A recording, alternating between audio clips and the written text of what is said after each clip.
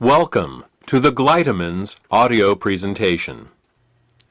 In the next 20 minutes, you will learn what gallstones are, what kinds of problems they can cause, and what you can do to get rid of them. Gallstones are nothing more than coagulated bile. Bile is the green alkaline liquid produced by the liver, which, among other things, helps us digest our food. The liver produces about a liter of bile a day and stores it in a muscular sac called the gallbladder. The gallbladder then squirts this bile down a tube called the common bile duct into the small intestines to mix with the food that comes from the stomach. Well, that's what's supposed to happen.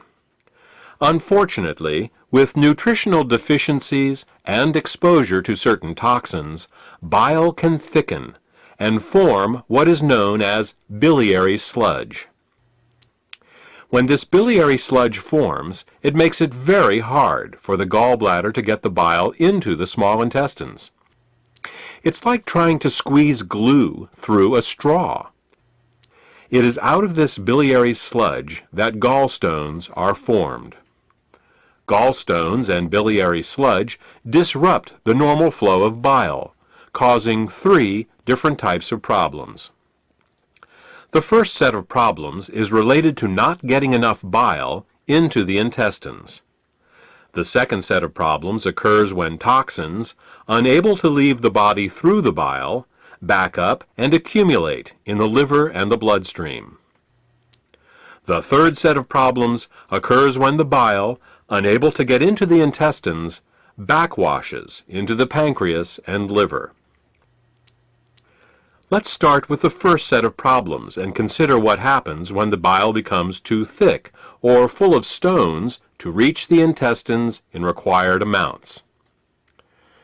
The first thing that bile does in the small intestine is to neutralize the acidity of the food coming out of the stomach.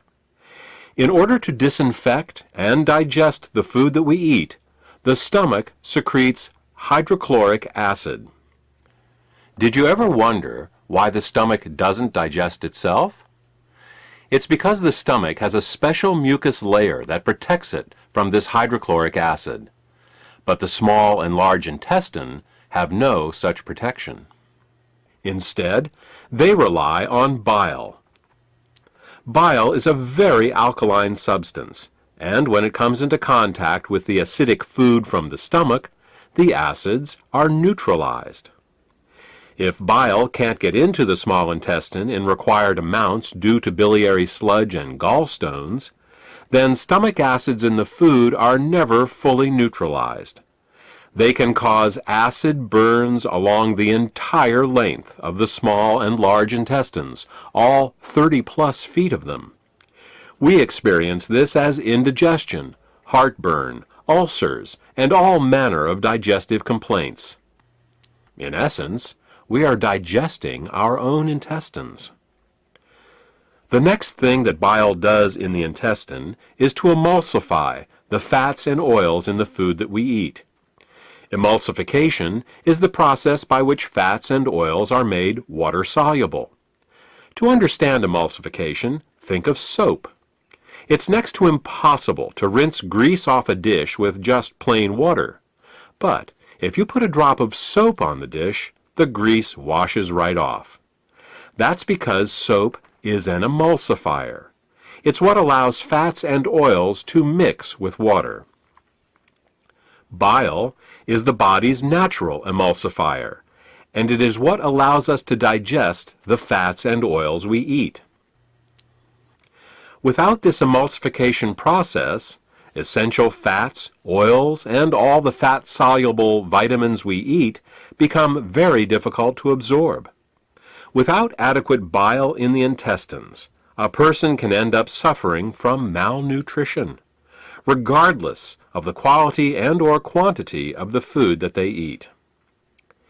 If eating fats and oils gives you indigestion, or if you have difficulty with food absorption, it could be due to biliary sludge or gallstones. The next thing that bile does in the intestines is to stimulate Peristalsis. Peristalsis is the rhythmic, wave-like motion of the intestinal muscles that moves the food through our digestive tract. If you don't get enough bile into your intestines, you're bound to be constipated, no matter how much fiber you eat. Some people have the misfortune of experiencing alternating constipation and diarrhea. This can be a very confusing experience, but the cause can be quite simple. Without sufficient bile, the hydrochloric acid-rich, partially digested food just sits in the intestines with no peristalsis. Thus, a person becomes constipated, but at the same time his or her intestines are being burned. When enough acids build up and the intestines can't take it anymore, they purge themselves with a bout of diarrhea. Then, with the acids evacuated, the process starts all over again. If you are experiencing problems with constipation, diarrhea, or both, biliary sludge and gallstones could be the cause.